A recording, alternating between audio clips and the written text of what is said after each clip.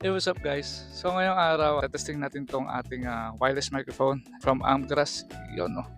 So ito, gamit ko na siya. Try natin pag di nakakabit. Tatanggal lang.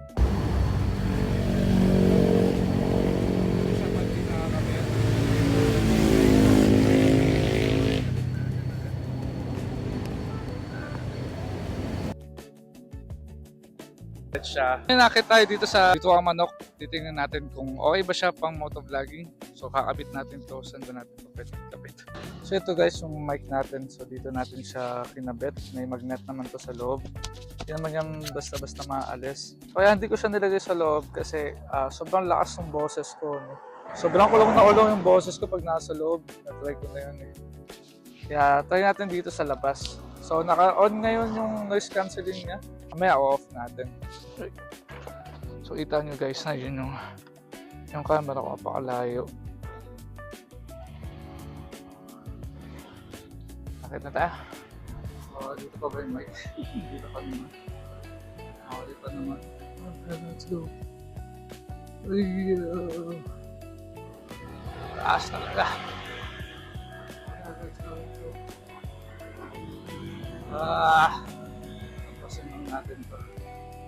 Ay, diyakin pa. Ito pa. Welcome. Pa-off na yung noise cancelling niya. So, minsan mas okay yung walang noise cancelling. Ano? Kaya audio test lang tayo. Grabe. Hindi pa ba yung mic? Nakaka-cautious lang kasi mic nandito sa labas. So, malakas naman yung magnet. Siyempre. Baka mamaya bumitaw. So, I'll turn. I-switch ko yung audio dun sa 360.